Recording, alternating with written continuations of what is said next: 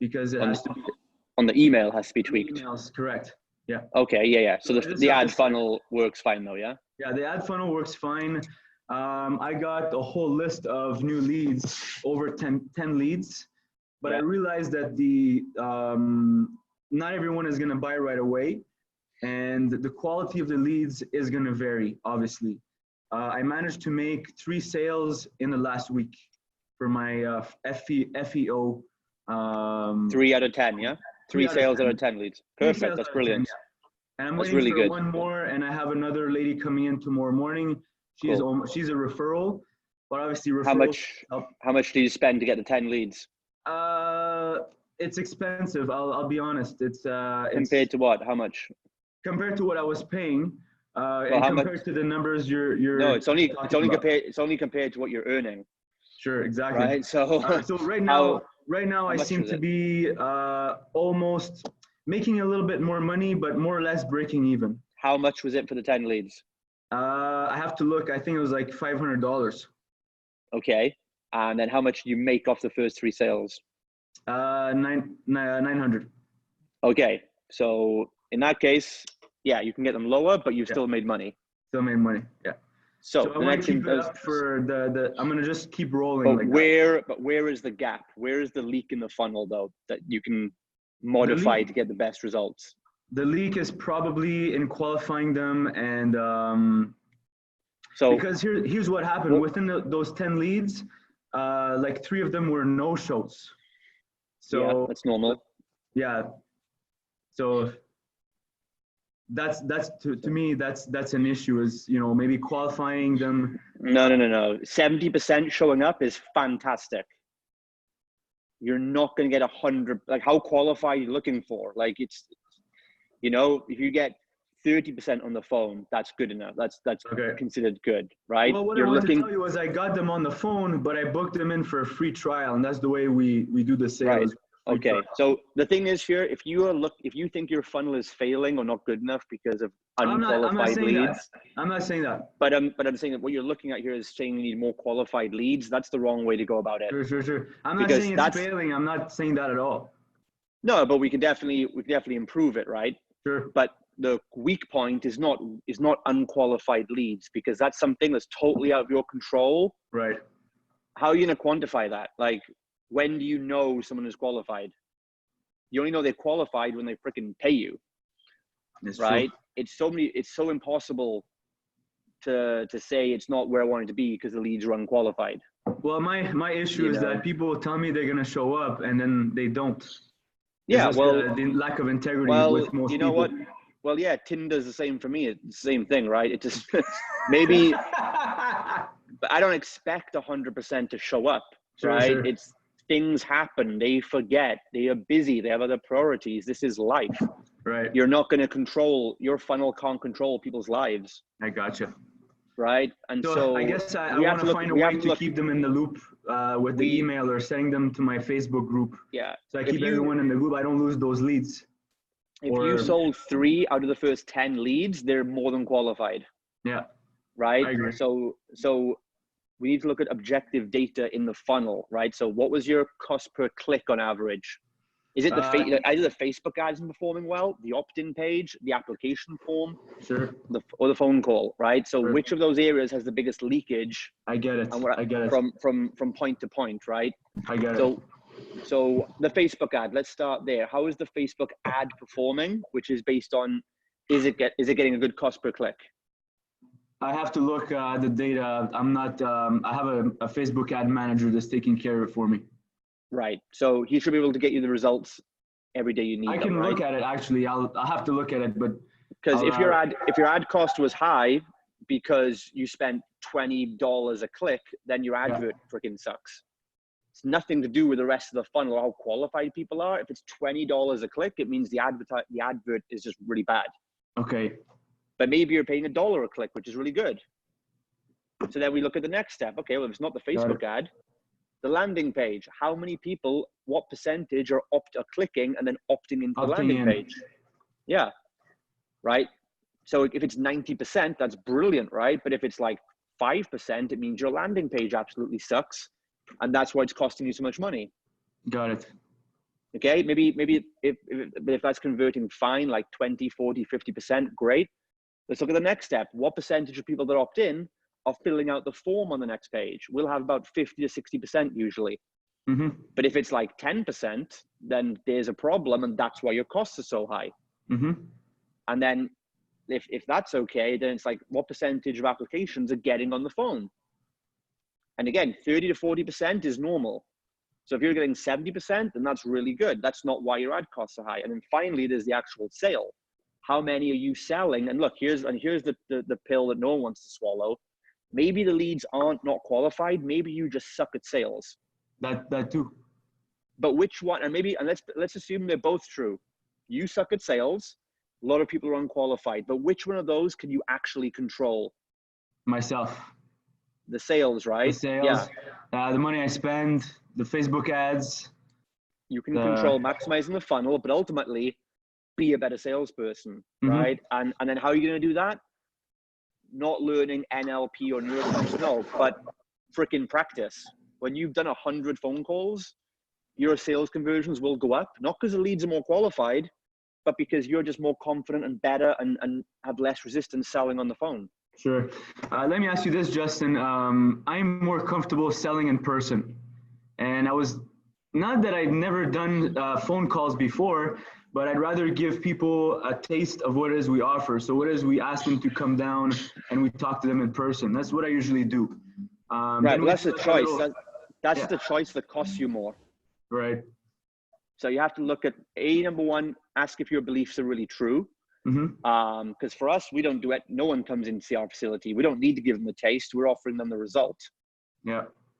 Because really think about the kind of the bit of the BS behind that statement, right? Because when I used to have walk-ins to my studio, I'd be like, cool, what do you guys want? You know, I want to lose 20 pounds and look more confident, but can I have a look around the place? I'm like, sure, what are you looking for? Oh, I just want to see. And when people start looking around, what they're looking for is any single excuse they can find to justify their own lack of commitment. And they go, well, I would do it, but you haven't got the right kettlebells. I'm looking for a kettlebell class. Or they'll call me and say, do you do kettlebells? And I'll be like, well, sometimes. Oh, I'm looking for a place that does kettlebells. And I'm like, do you want a certain result or do you want to use kettlebells? If you want a kettlebell class, I'll refer you to Pavel's kettlebell class. If you want results, then you should come to us because we have the biggest backlog of before and afters.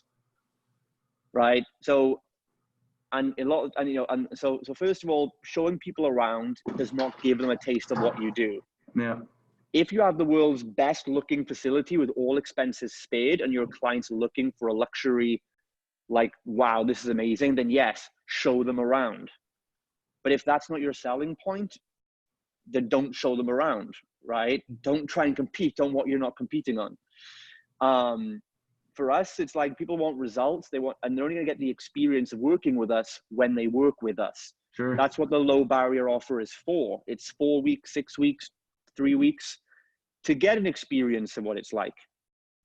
Right? So that is the experience. Can I ask you a technical question? It's a little bit off the side, but same in line with what you're talking about. Let's say, I need to get more information on the person, or they tell me they've had an injury or something like that, and I need to assess them in order to offer them the right program. How would I go about that if I don't know how the person moves or looks without seeing them or doing something like that? Well, you work in small groups or one-to-one? Both.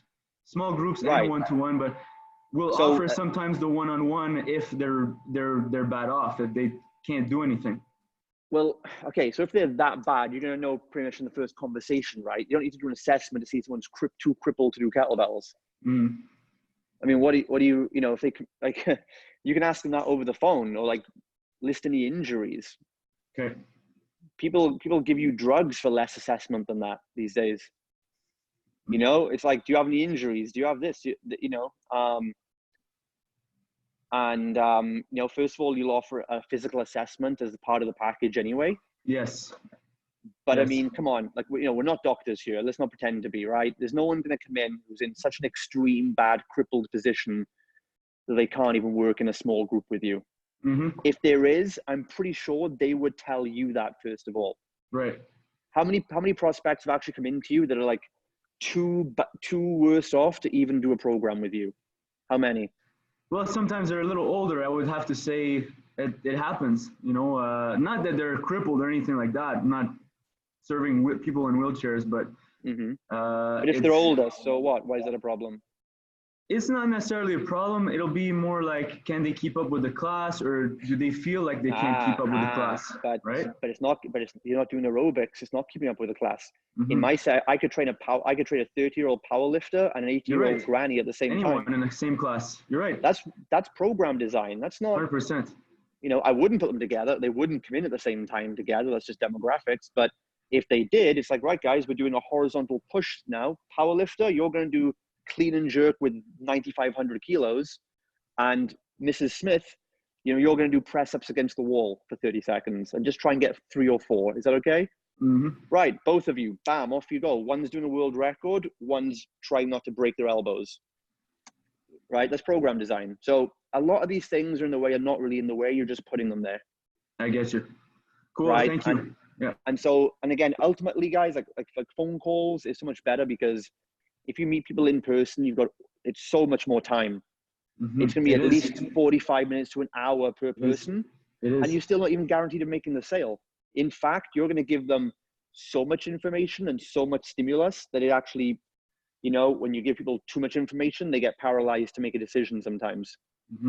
Or you're going to oversell and they'll find something to say why it's not going to work.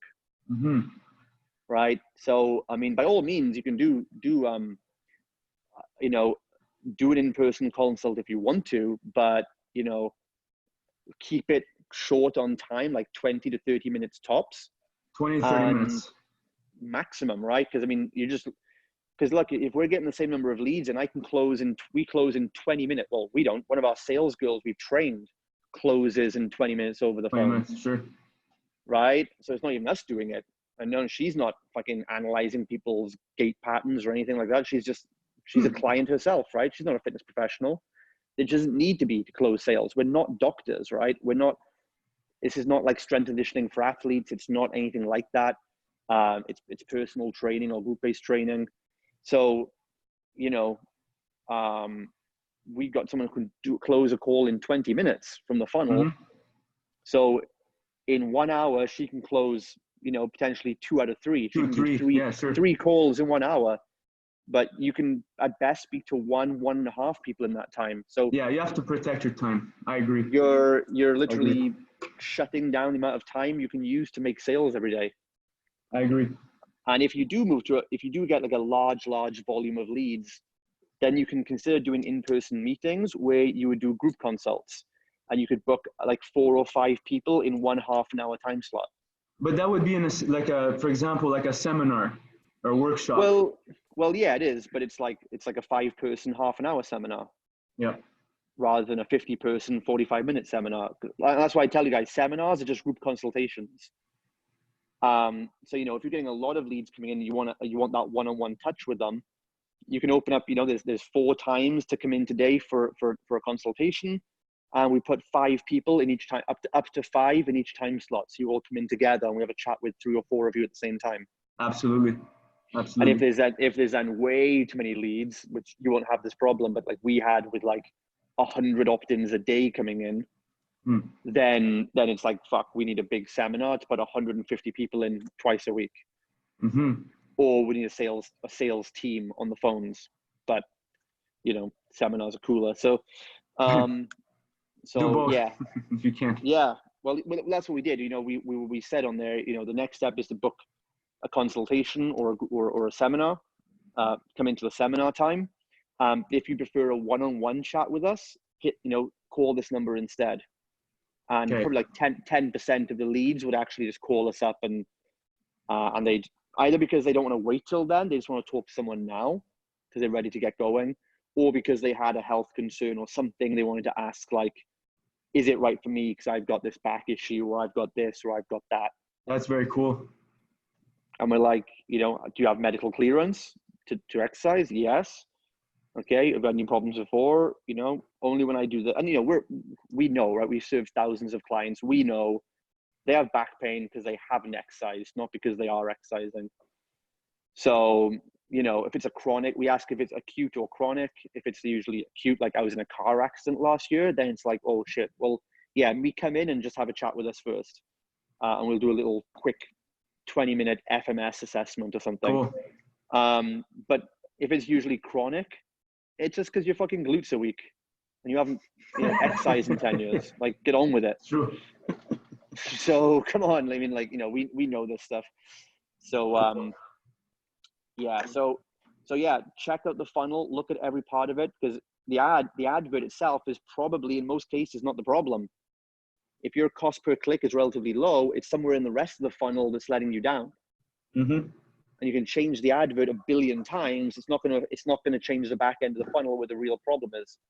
And so, first of all, you know, I think it's like $50 a lead is probably excessive. You can probably get that down, but as long as you come from the mind frame that have patience, that like it is working, so we can still reduce this, but there's no stress or panic behind it, then it's great, but we can just do better.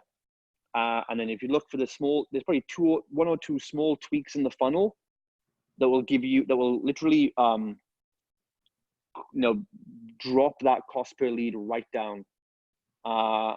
You know, and it's probably going to be, it could be the Facebook ad, but more than likely it isn't. We're just using a picture of the group together. Right. Well, do you know what the cost per click is on average? I have to look, Justin. I think it's like $1 or something like that. Yeah, so that's fine, right? So it's. I mean, you could split test and get it lower, but you're really scraping at the barrel here. You know, getting it lower than that. Really, it's probably going to be either people are clicking but not opting in because there's something on your landing page, or they're opting in but not filling out the form, or well, for most people, it's they get the forms filled but not enough of them show up on the phone call. Yes. That's where most people have the biggest drop, because they get about 20 to 30% on the phone. So if they could just improve that, you know, from 30% on the phone to 60% on the phone. How do you improve that, if you don't mind me asking? Well, calling the people within 10 minutes is a big one. Okay, within 10 minutes. Yeah. So I have to get notified right away, or what if I'm not available to make the call? Then I have to find someone to make it. Well, depending on the number of leads coming in, you know, if you had someone just to, you know, do you have an automated SMS going to the person straight away? Mm-hmm. No. Right. Well, this is all in the program. This is what we tell you. How do you optimize it? You do what the program tells you to do. Because that's exactly what we're doing, and we're not making stuff up. Like, follow the module 5, build a funnel exactly as we recommend, and that's what we're doing. So if there was a more optimized way, we'd be doing it. Cool. But we haven't found one yet. So I get you. You have automated SMS. You call back, or you get someone to call back. If you contact the lead within 1 hour, you increase the chance of a sale by 90%. Correct. Right. So people are like, oh, well, I can't get back to them. Well, pay someone to get back to them. I can't afford it. You can't afford not to. 90%, right? So it's like that person, if you pay them, is going to make their money back you're going to make the money back off them in no time.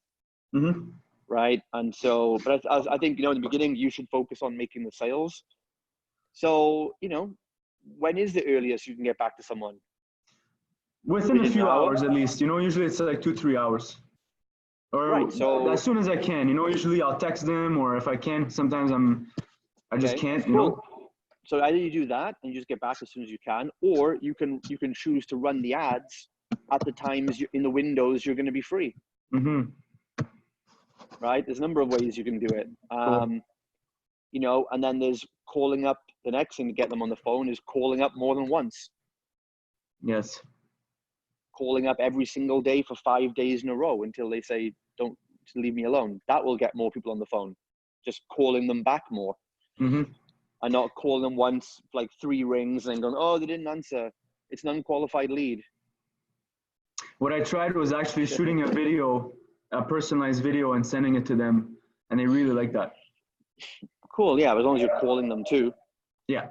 Text, call, leave a message. Try to Facebook them. So cool. That works. You know, but again, if you're converting that many on the first try, you haven't got a problem there. Mm-hmm. So you have to identify where your problem is. Why is the cost per lead $50? You said it was $500 for 10 leads, right? Yeah. And that's for an application form, you mean? Yeah. So yeah, there's something there. If one part of the funnel could be doubled in effectiveness or halved, you know, like for example, if your cost per click went from $1.50, you would then be paying $25 an application, right? If your landing page converted, instead of 10%, it converted 20%. If everything else stayed the same, you'd then be paying half the money because the funnel is twice as effective now. Mm-hmm. You're going to get twice as many leads, opt-ins, for the same number of clicks. Mm-hmm. That could be tweaking the headline on your landing page, right? You know, again, if 20% are filling out the form and you boost that to 40%, again, you've now halved your cost per lead.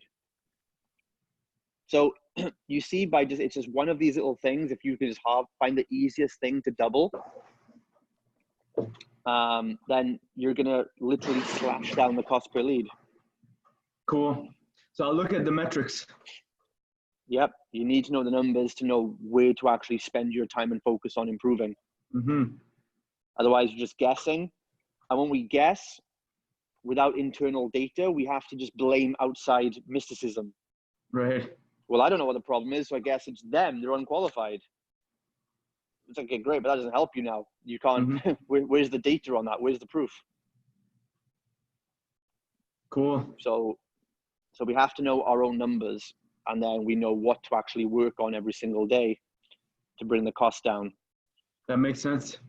And at the same time, if you're doing more follow-up, if you're then getting better at sales, you're a stronger closer on the phone or in person, then of course you're going to be making and that's the real secret, right? Is do what you can to bring the cost per sale down, but ultimately the only winning strategy, because you can only bring the cost per lead down from say $50 to maybe 15, mm-hmm.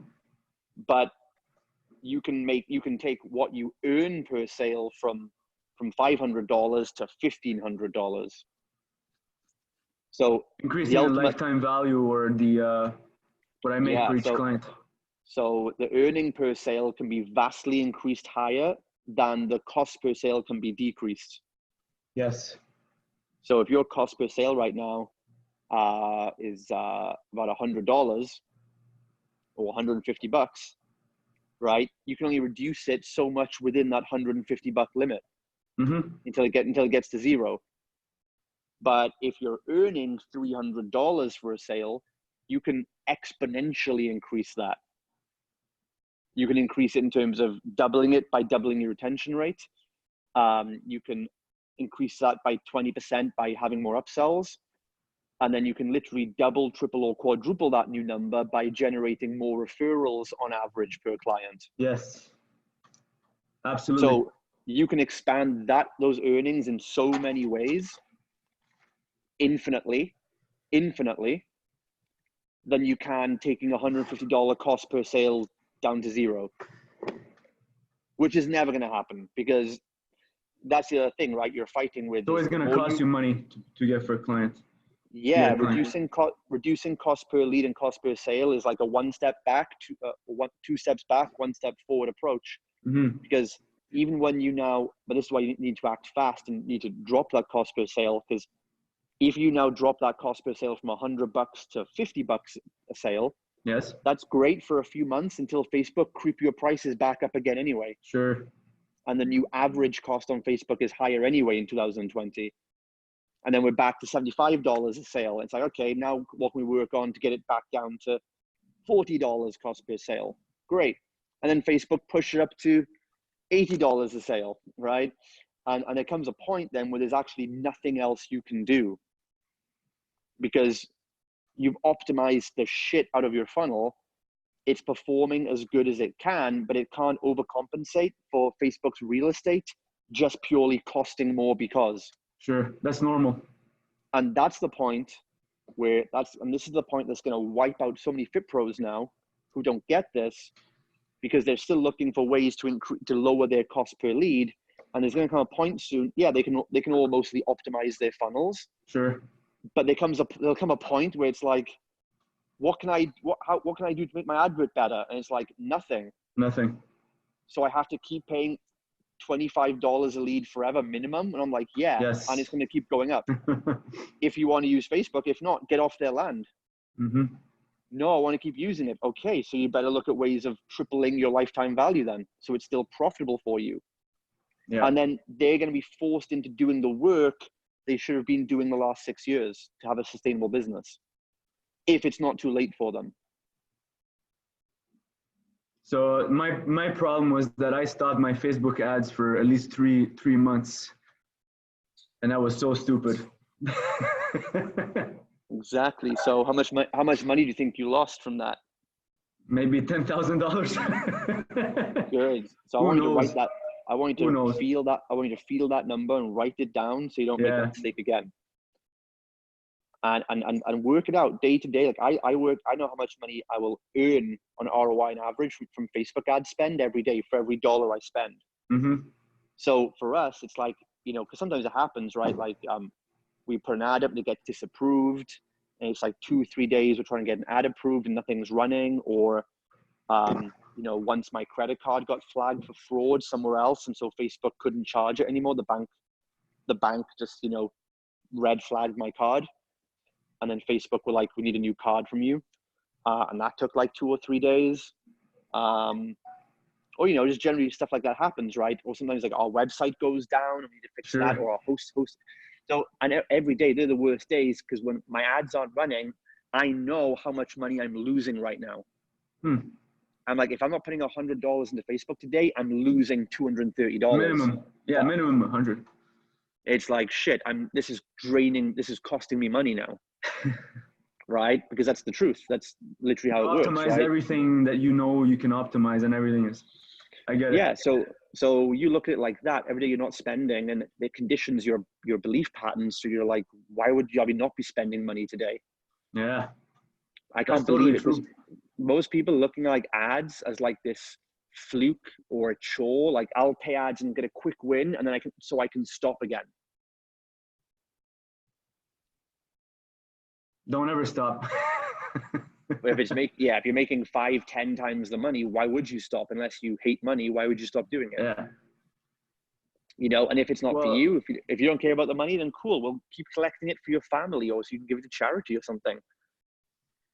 At some point, to be honest, I felt overwhelmed.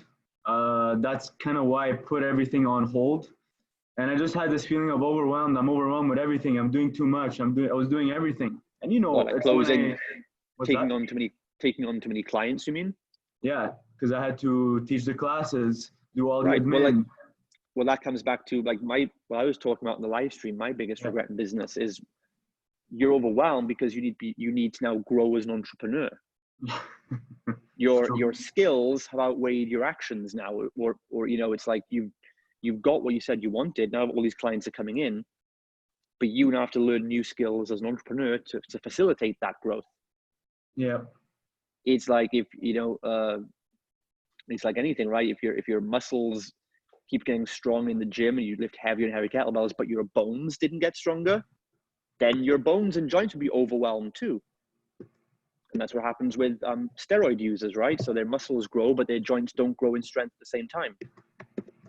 So they end up then putting excess pressure on their joints because the structure outgrew what it was capable of.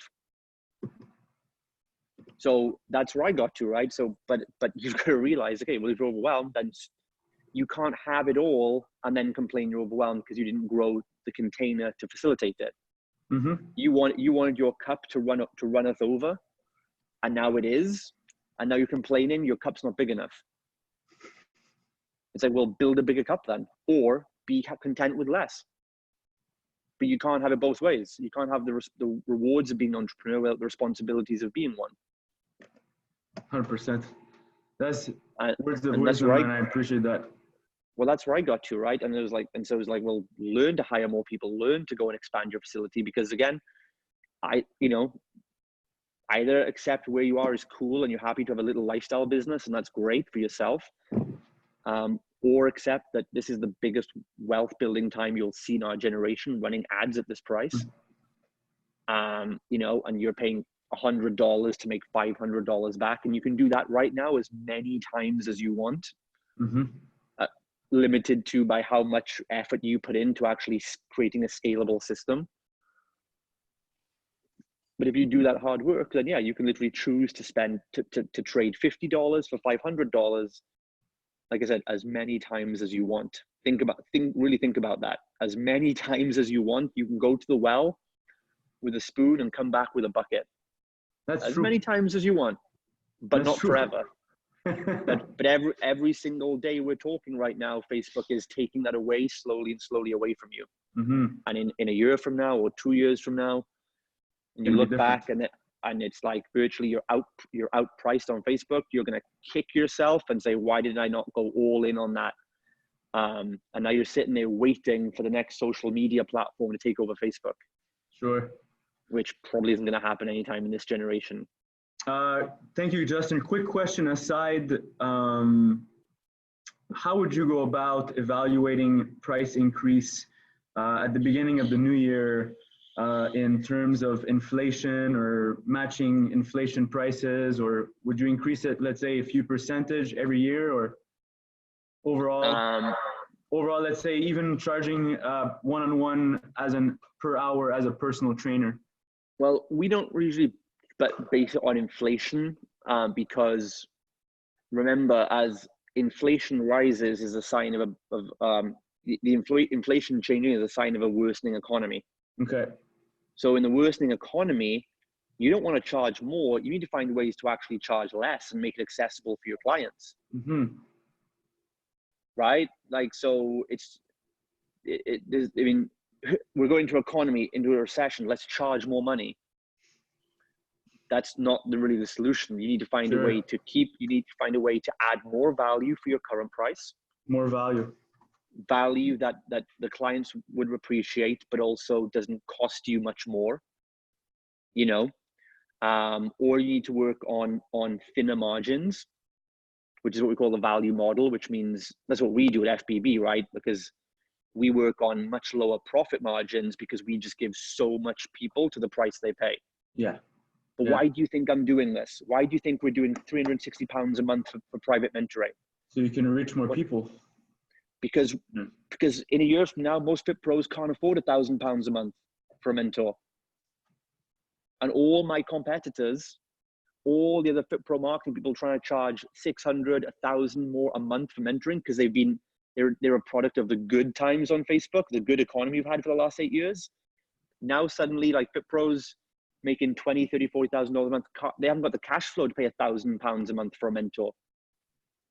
Guess what's going to happen? All those my competitors in this industry they're losing all their clients because they say, how much do you charge? $300 a month for one-to-one with you and your team and 2 events in Cyprus? I'm like, yeah. And they're like, holy shit, that's amazing. And because why? No one's ever offered it before.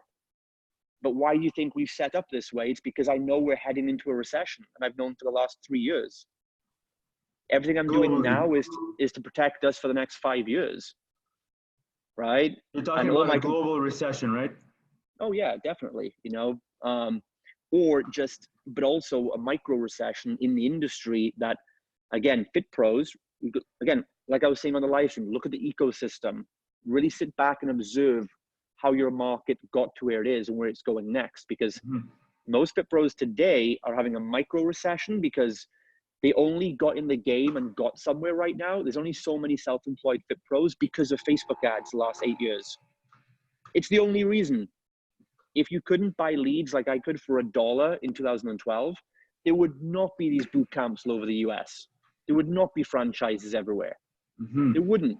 Facebook ads were the biggest single factor in getting more fit pros into the game to work for themselves. That's really true. But now that's been taken away, and they've all taken it for granted. And now suddenly, you know, they've all overspent. They haven't managed their finances. They've not thought about profit margins. They've not thought about the future. They just thought, you know, let's just let my Facebook ad run and I can go and buy a Rolex and lie on the beach and do whatever. And it's going to be this way forever. and they were paying, they were paying $500 a month to $500 a month in ad spend to get 20 clients. Now to get 20 clients, they've got to spend $2,000 a month, which is now 4x their expenses.